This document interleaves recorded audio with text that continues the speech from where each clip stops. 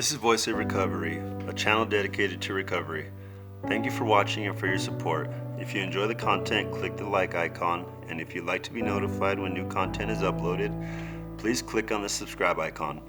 I'm Brandon Fair, and I'm here today with a close friend and mentor in my recovery, peer coach Taylor Reed with Break Free Recovery, to talk about stigmas and labels associated with addiction.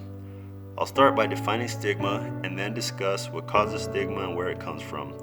The takeaway will be to notice the stigma, then what can be done to stop or remove the stigma of addiction. Stigma isn't plural is stigmas or stigmata, which is kind of crazy. Stigmata? Yeah, you remember the movie Stigmata? No, probably before my time. No, it's really not. It's really not that old. But you know, it's a mark of disgrace associated with a particular circumstance, quality, or person.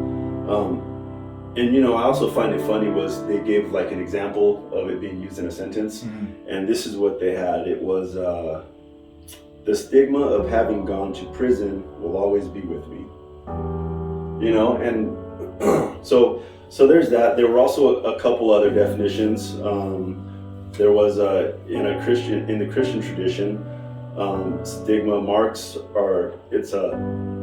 they are marks corresponding to those left on Jesus' body by the crucifixion, said to have been impressed by divine favor on the bodies of St. Francis of Assisi and others. So that's what the movie Stigmata was about. Wow. Certain women, they were like having like these marks on their hands and feet and stuff like. Hey, track marks, scars from our addiction, man. Right, and then there's the third definition is a visible sign or characteristic of a disease. So those are the definitions just of stigma.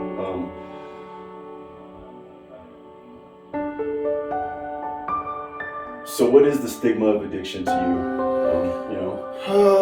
It's, from what I've seen, it's like society's shadow that they cast on this certain demographic of people. A lot of guys here, they try to get work once they get to the work phase, and as soon as their employer finds out that they're in a treatment center, oh no, we can't hire you, it's a bad image for our company and we don't want to be associated. Not every company's like that. A lot of the locals are super supportive of this place, but that's just the way it is. That's part of the stigma of addiction. Trying to get sober, turn your life around. When you think everything's going to be going good and you're going to have all these opportunities, it's like, there's a little curveball right there. It's like, oh, just because that was what you used to be, even though you're trying to change, that mark is still there to a degree. Yeah, that's true. I've even kind of faced that recently looking for a job. I mentioned I was here and in recovery and right away the look on the lady's face was You said what now? Yeah, I was the like, interview was okay. going so good until you said that. Yeah, I was like, all right, well, I pretty much knew that was a done deal after that. But I mean, it goes far, in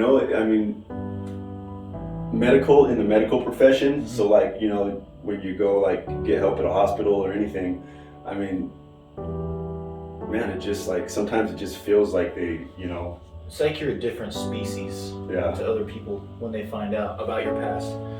And, early on it was discerning and kind of, just that negative impact that it can have on you. But like here lately, I have fun with it. Like a lot of times if I hear people talking down on drug addicts and this and that, I'm like, oh yeah, I used to shoot up heroin every day for a few years. And like the look on their face, it's like they're in shock. Because a lot of times when people get sober, they go through this transformation and you can never tell that they used to be living on the streets, that they used to inject drugs or snort coke or drink a fifth of vodka a day, So no, I have fun with it. I like the whole shock and awe kind of perspective and approach with people sometimes, especially when it's like that negative talk, like they're better than, how could you let yourself go like that? You should know better kind of shit. But each of us are born in a different environment, a different group of people that have these influences on us. Some people are born into that life. It's like, how do you expect them to know better when that's all they've known their entire life, you know? So people that don't come from that background, I like to kind of put them on the spot and be like, oh yeah, you know, tried committing suicide, I used to be an IV user, drink like a fish, this and that, and then just that awkward silence for a while. So I'm like, all right, let's sit in this for a minute. All right. Well, I'm going to read some facts just for everybody else watching. And there's going to be links to where you can find these articles. One's from like John Hopkins, and the other one I believe is from like Northwestern Medical. But fewer than 1 in 5 Americans are willing to closely associate with someone suffering from drug addiction as a friend, coworker, or neighbor. That's one fact, and that's actually in both the articles.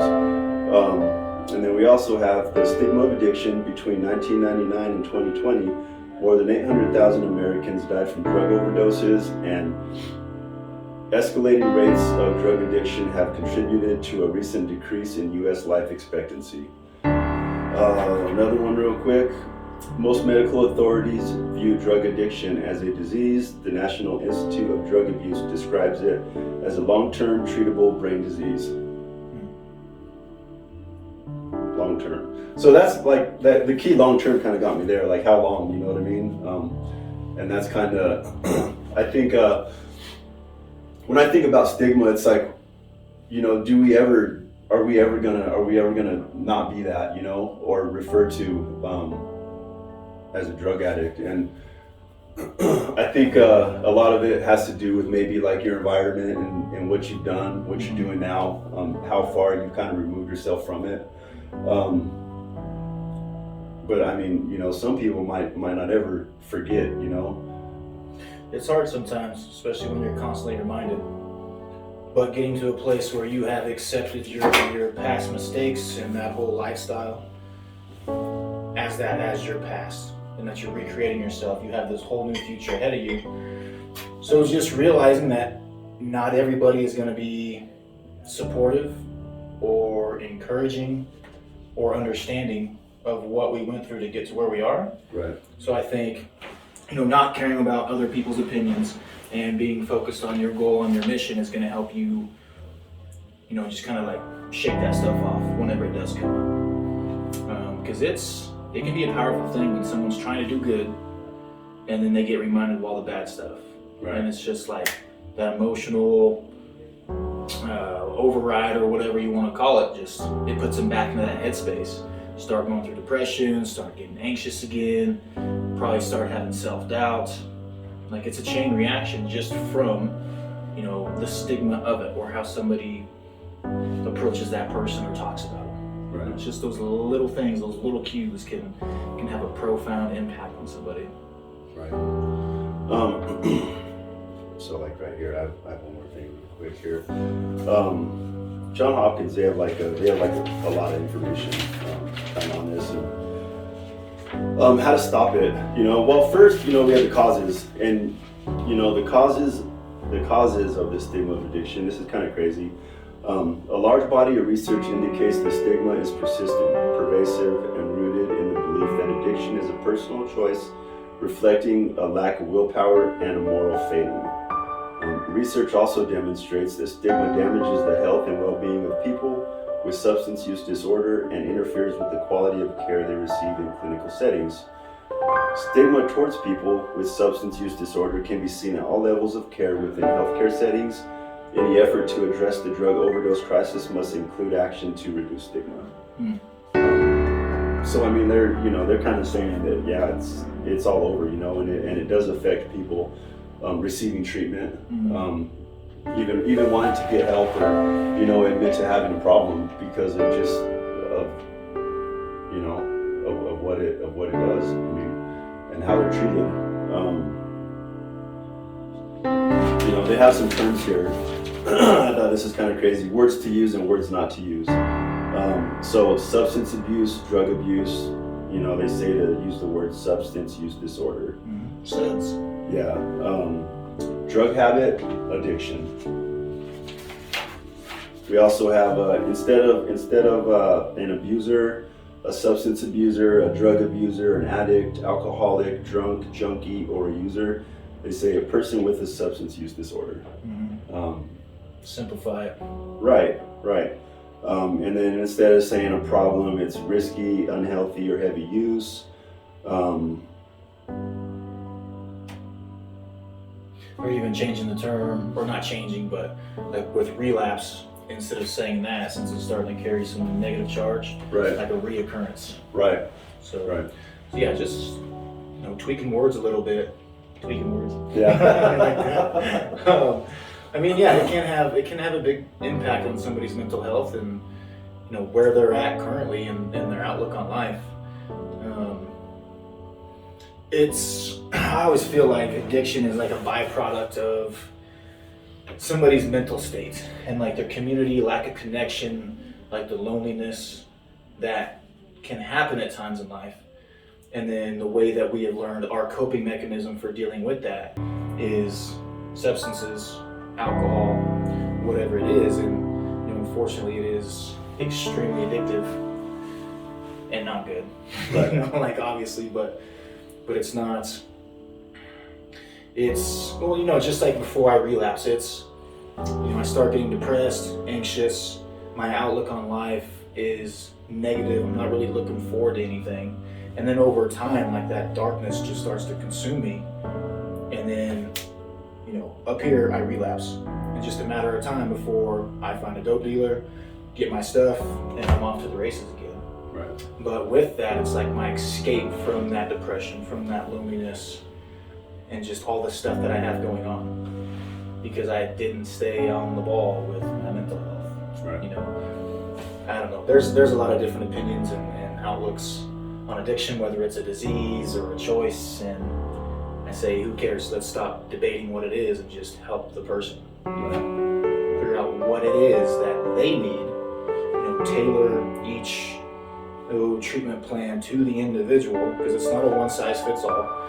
There's many pathways to recovery, and to really know what that person needs, like you have to get to know them, figure out what their triggers are, X, Y, Z, to help them understand themselves. Right. Just like AA says, to thine self be true, not to sobriety or everybody else's program, but to yourself, and being brutally honest about it, to correct those behaviors and habits and so on and so forth. Yeah, you're right. I mean, and when you bring up whether it's a disease or a choice, I mean, I know I've fought with that, and I still kind of do sometimes. You know what I mean? It feels like, because it feels like, man, I don't know, like a disease. I feel cursed. Yeah, that's not a good feeling. I feel cursed. To be like kind of marked as a person with a disease. And it also takes away like your ability to do something about it. It feels like it, when it's a disease, what power do you have to overcome that disease? Sounds like it's incurable. Right. Oh, right. And when you view it as a choice, well, then it's like you've been doing nothing but making the wrong choices, and you're not strong enough to do it on your own, and which that's fair enough, you're not. Once you realize you need help and you can get that help, I think that's good. But I think it's just the fact of feeling like helpless, and not kind of feeling like you don't have a choice, man. Like your choice in the matter has been taken away, Well, the only choices I had in my active addiction was getting dope, how much I wanted to shoot up, and the crazy things. I felt completely powerless over, work and how much money I'd make, and just really being happy. Like I gave up on all those things. I almost got addicted to being addicted and being in that darkness. But again, I don't know. It's like, I think once somebody gets a decent amount of clean time under the belt, again, I feel like it goes back to mental health. Like if you're not on the ball and have like your helmet of awareness on, at all times and you start to slip, like if you notice those red flags, then I feel like it is a choice. But like there can be a point of no return though. So at that point, is it a disease at that certain degree of stress or being overwhelmed? I don't know. I think everybody is unique in their own way and how they see it, or what their addiction process is like. So yeah. Like, you can hear different opinions from everybody, and it's really just what it is for you. Knowing what your cues are, your triggers, and being proactive. Not being afraid to like reach out for help when those red flags come up. It's like you get sober for so long and you start going through some shit. It's like, fuck, I don't want anybody to know I'm struggling. Right. I'm not gonna tell them because they're gonna think that I'm gonna relapse, and I don't want all that extra pressure or attention really. Right. So then you try to muscle your way through it, and that makes matters way worse. It does. So yeah, I mean, just gotta be vulnerable, gotta be honest.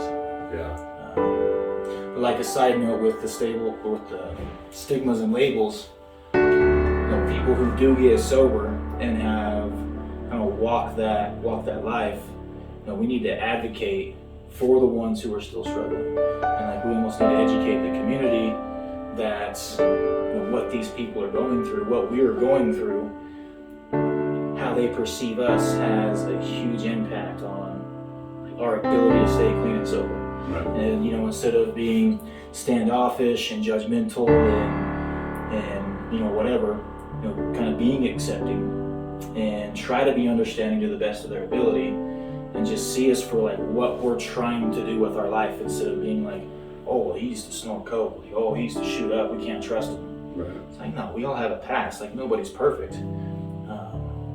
So just trying to spread that influence to people who don't have experience with addiction. Right. Because of how it's portrayed in movies and all that stuff, like drug addicts and stuff. Like even on the news, like you see people in homeless shelters and just like people that are really struggling. So I think people are like programmed with those images. Like when they hear somebody going through some stuff, like they automatically associate that person with whatever movie or news clip that they saw. Right. Like, oh no, we can't. No way. Well, it is. I think it's hard for people to separate maybe like the person they see on the street who looks like someone is using, maybe homeless, to like the person who is getting their act together, and maybe still having to live in some of those situations, I mean, you don't just find like a better situation a lot of times to where you're separate from that environment, and so there's like a lot of overflow, because you got those people who are still using in active addiction, or I mean maybe trying to get clean but still using, with like right next to the person who's not using, and going to the same places around the same people, and people don't know how to look at you, how to treat you. If I leave my bag here, is it going to be okay? Yeah. I mean, stuff like that. Can I trust employing you and giving you a job? Yeah. You're going to be responsible. You're going to be accountable. Like all those opinions, all those judgments start coming up, or doubts about the person. Right. Fuck, just give us a chance and like see what happens. Is every person going to be perfect? No. But there are a lot that are actually trying and like genuinely have that desire to change. It's like, just gotta give them a chance, roll the dice. Well, anything else? Stigmas and labels. Yeah. Just something that I've seen, like some personal, and then with the work that I do in coaching guys, a lot of times when they deal with family or friends, they'll do so good in treatment, like they're having a paradigm shift, they're creating new habits, they're learning new skills, and then they'll have a phone call with family or friends, or they'll come up to the program and see him, or Fort Collins, whatever, and it's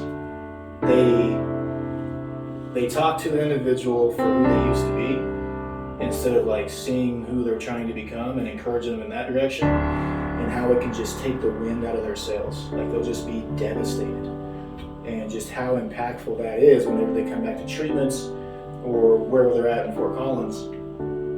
Like they backslide for a long time. Some guys will end up relapsing just from that one conversation. It's like they don't fucking believe in me. They brought up all this old stuff that I used to do. It's like I still remember. It's like I didn't forget that. Right. It's like they don't see all the work that I put into now and like where I'm trying to go. So I think that could have a huge impact on people doing their best, trying their best to get sober and create this new life. Is encourage them and support them in the direction that they're trying to go, not to remind them of all the shit that they've done. Like that is counterproductive and destructive for the person. So just that one simple, little tweak in how you communicate with people, I think it could do wonders, honestly. Yeah, that might make a good topic too. Is like just the damage we cause with our family. And I mean, I think I'm lucky that my family's still supportive. 100%, and I mean, I've treated a lot of my family pretty bad at times. My aunts, mom, dad, and so, but they're still in my corner. And it took a while for them to really be supportive. I'll be honest with you, because I think a lot of times, it's like a revolving door.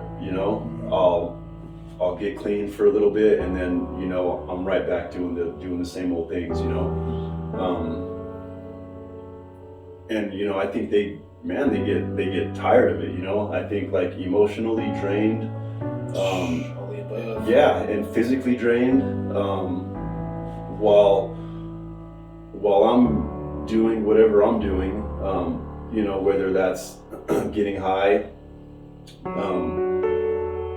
not getting high, they're still working, doing the same things they've been doing, and trying to deal with my shit. And so, and when I'm not around, take care of my kids, I know for a while, well, a lot, I mean, years and years and years and years and years, just doing whatever they could, where I, like, in positions where I dropped the ball. And I know, like, especially my dad, like, I've been pretty disrespectful to him at times, and,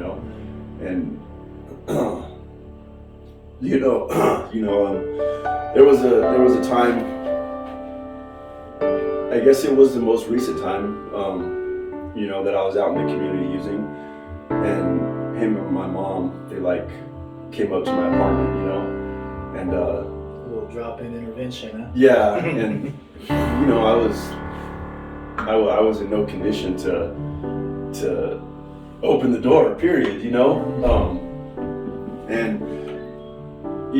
that was hard. That was hard on my dad. I said, no, you guys can't come in, just leave, and that was that, and I'm sure I looked awful,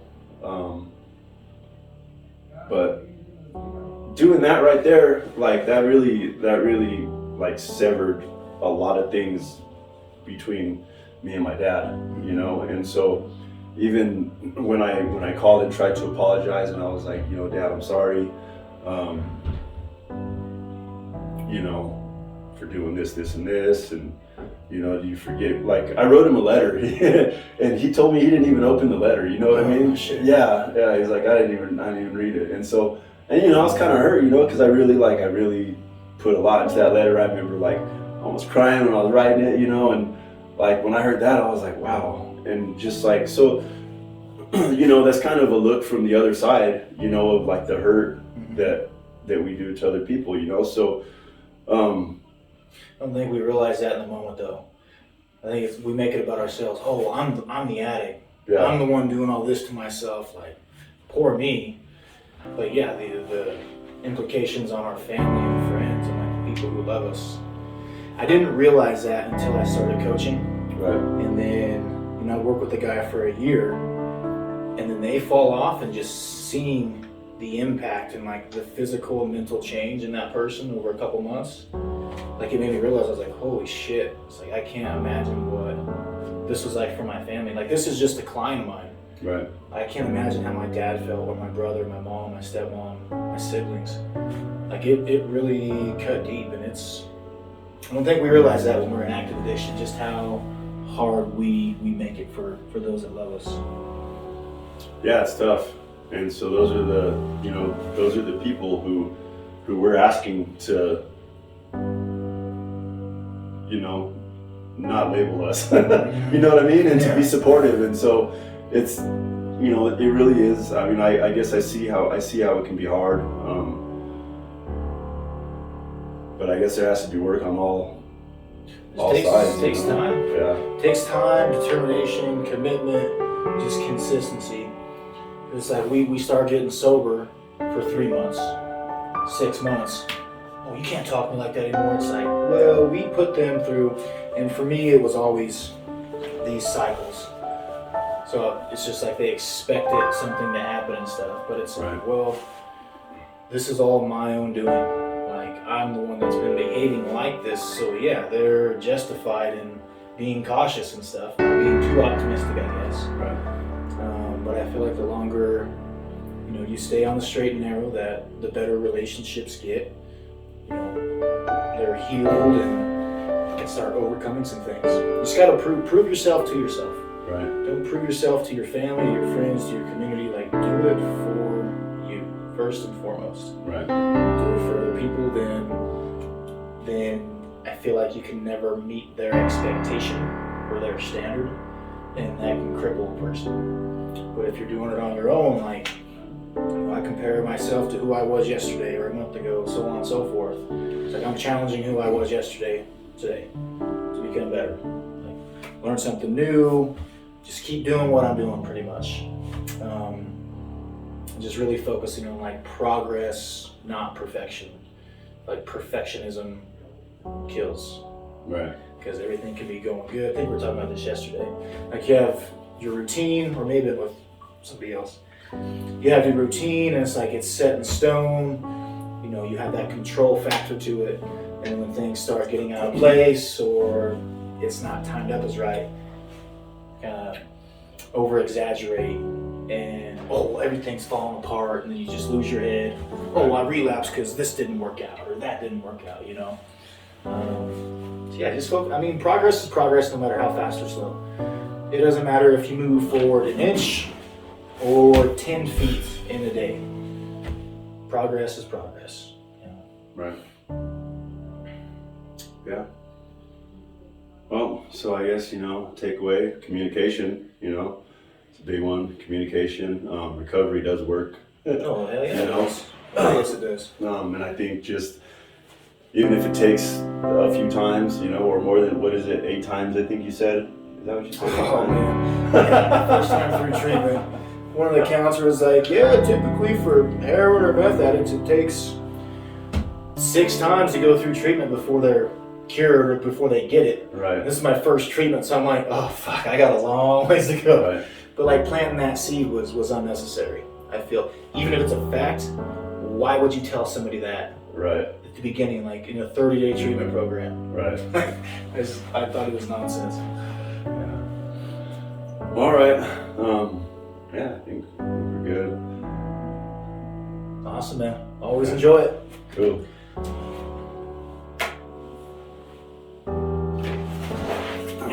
Watch, it wasn't even rolling. Oh, shit. Was it? No, it was. We need to have like a little light so we know it's on. Yeah, that's funny. Yeah.